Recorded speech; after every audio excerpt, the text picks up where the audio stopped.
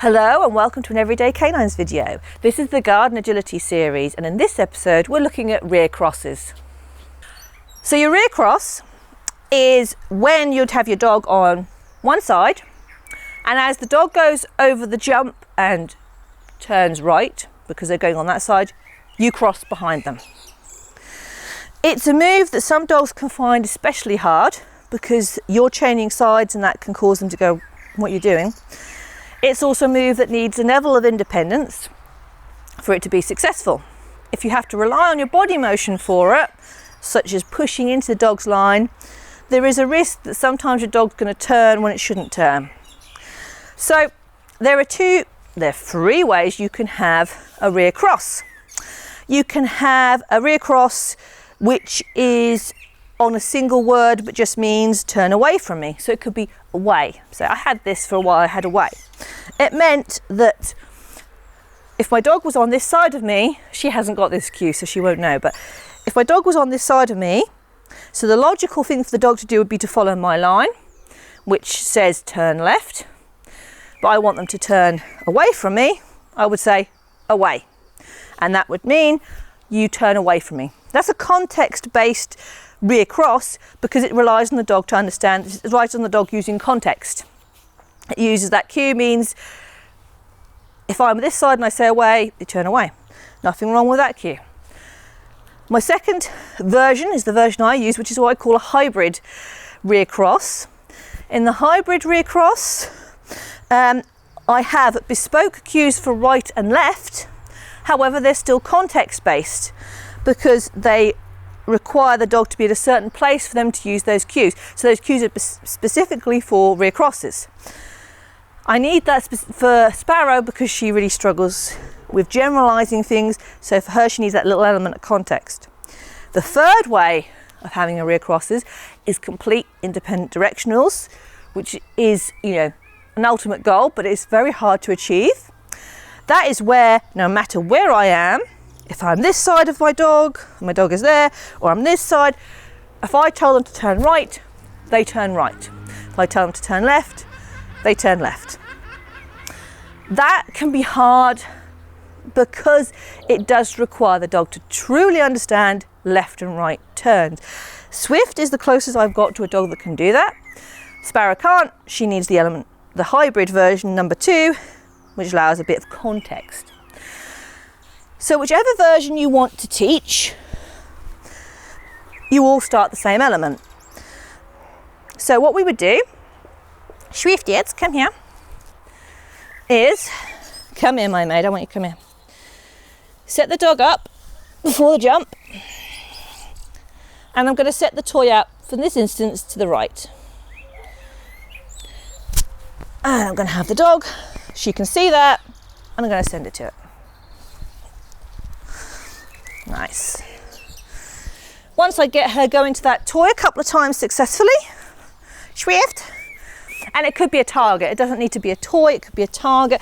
It could be, once I'm getting her to do that successfully, I'm going to start adding in a cue.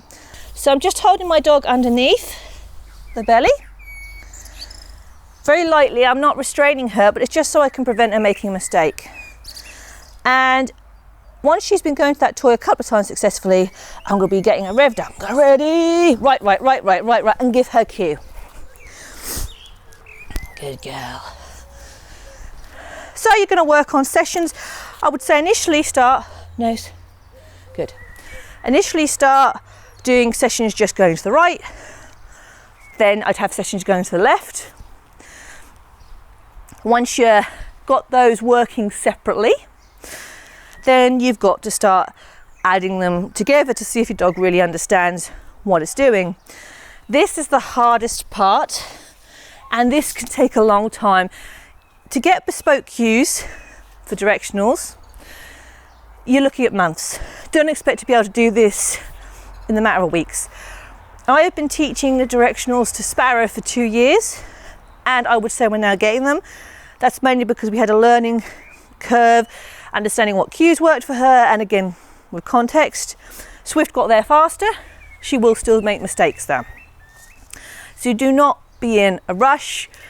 Do not expect perfection overnight. and be prepared to go back to this over and over again. So once you've got the dog going out to a toy either side, the next step is to obviously remove the toy. Now you can either do this where you have sessions where you do lefts and rights, or you can do a session where you just still keep the dog working on one side but without the toy. So I'm going to have the dog in the middle of the jump, pretty close, so it's not got too many options of what to do. I've got a hand just under her belly so I can just monitor where she's going. So I want to limit how many mistakes she makes, especially in the early stages. Once you get a bit more confident, you're going to start removing the restraint because you want to see if they understand. So what I'm going to ask her to do is, ready, right, good girl, and throw in the toy as soon as she gets it correct. Because I'm restraining her, I can watch her head. Good girl, Swift, come here. And I can say to myself, I'm pretty certain she's going to turn the right way, so then I can release her. Okay, so we're going to try the other way. We haven't done this in this session, so it may throw her. So I go close. Yeah, good girl. So I was watching her head, and I could see that she started to go, that's not right, and then she went that way. And so I released her and did it right. So you build up these sessions, and once you're starting to get good at these, then we're going to step back. Okay, ready. No restraint. Right. Oh, you want to go round. Okay. Ready. Right. Oh, we haven't done these in a while. So she made a couple of errors. So I'm going to step her closer again. Swift, come here. And I'm not holding her. Right. Yes, good girl.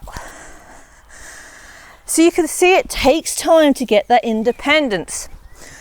Ultimately, what you want to do, I've been having them, obviously because I'm restraining her, she's obviously stood right in the middle of me. If you were doing bespoke cues, if you were doing general directional, so you wanted the dog to turn right or left no matter where you were, that's an ideal place to start because you're right behind the dog in the middle. It doesn't, the dog doesn't really see your position as such. So you've been teaching your dog with your dog in your middle. Now you need to start moving your body. So because my cues are context based, I'm always going to be on the opposite side to where the dog turns for these cues. Okay, right. Nice. Good girl. My cue for a rear cross is swapping from the arm the dog is on to the off arm.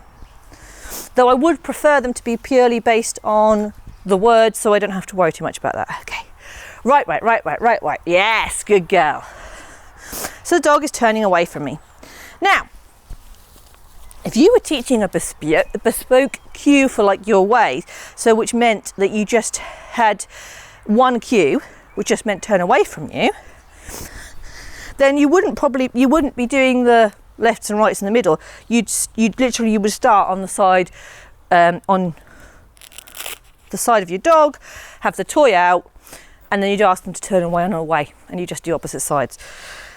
So that is obviously the easier way of the easiest way of teaching this.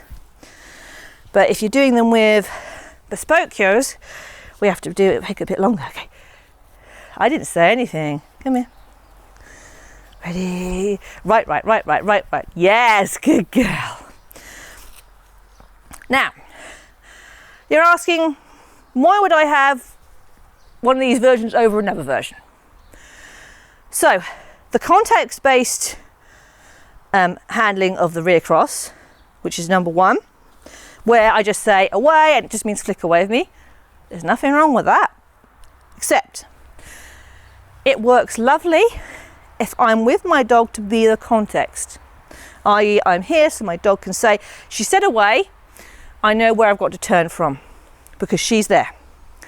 If I'm too far back, because I've got stuck back on the course, then as my dog is coming to the jump, if it can't see me properly, then how does it know where to turn away from?